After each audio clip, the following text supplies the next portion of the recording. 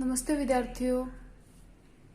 आज का हमारा टॉपिक है जैविक नाइट्रोजन स्थिरीकरण।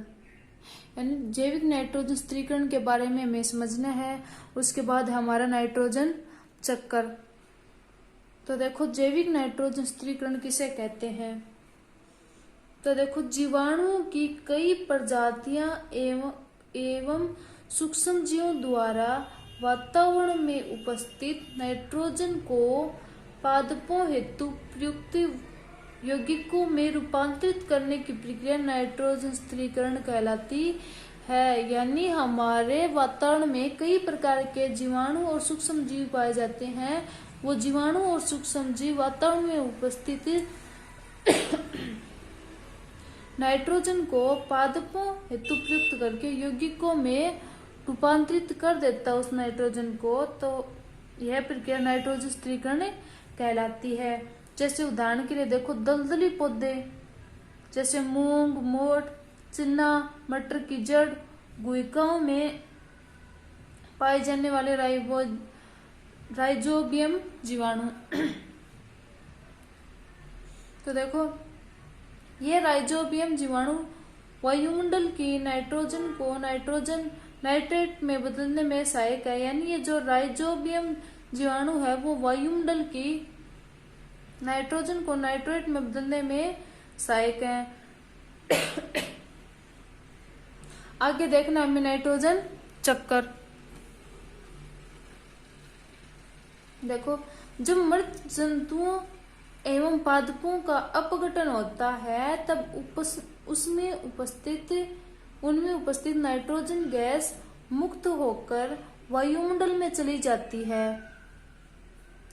यही नाइट्रोजन पादपों द्वारा फिर से ग्रहण कर ली जाती है। यानी जब हमारे वातावरण में अनेक प्रकार के जैसे जंतु है, पादप है, इनका अपघटन होता है। यानी जंतु जब मरते हैं तब इनका अपघटन होता है, वैसे ही पादपों का अपघटन हो जाता है। तो अपघटन के दौरान जो नाइट्रोजन निकलती है वो नाइट्रोजन है वो पादपों के द्वारा ग्रहण कर ली जाती है। इस प्रकार प्रकृति का यह चक्कर निरंतर चलता रहता है। इस प्रकार है वो यह प्रकृति का निरंतर चलता रहता है। इससे वायुमंडल में नाइट्रोजन की मात्रा स्थिर बनी रहती है। इससे है वो वायुमंडल में नाइट्रोजन की मात्रा स्थिर बनी रहती है। यानी सीधी सिंपल भाषा में, यानी जो जीवाणु और पादप है उनका जब अपघटन होता है तो उसके अंदर से नाइट्रोजन गैस निकलती है और वो नाइट्रोजन गैस है वो पादपों के द्वारा ग्रहण कर ली जाती है और वो ग्रहण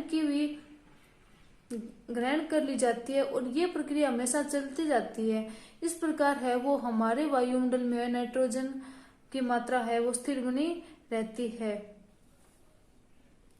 वायुमंडल के मुक्त नाइट्रोजन का उपयोगी यौगिकों में बदलकर सजीवों में पहुंचाना तथा पुनः इनसे नाइट्रोजन का मुक्त होकर वायुमंडल में मिलना नाइट्रोजन चक्कर कहलाता है। यानी वायुमंडल के जो मुक्त जो नाइट्रोजन है उनका है वो पादपों के द्वारा ग्रहण कर लिया जाता है और पादप हमें स्वच्छ ऑक्सीजन प्रदान करते हैं। इस प्रकार है वो गैसों का इस प्रकार है वो नाइट्रोजन चक्कर है वो चलता रहता है। इस प्रकार वो नाइट्रोजन चक्कर चलता रहता है। नाइट्रोजन का स्थिरीकरण बना रहता है। यानी नाइट्रोजन है वो स्थिर बनी रहती है। नाइट्रोजन की मात्रा है वो स्थिर बनी रहती है। हमारे वायुमंडल में 78% नाइट्रोजन गैस है। हमारे जो वायुमंडल है वो मंडल में है वो 78% नाइट्रोजन गैस है। यानी इस प्रकार हमने नाइट्रोजन गैस के बारे में पढ़ा और इसके बारे में आपकी किताब में बता रखा है। उसमें एक चित्र के माध्यम से आपको बता रखा है, जबकि हमने यहाँ पे एक थ्योरी के रूप में आपको समझा दिया।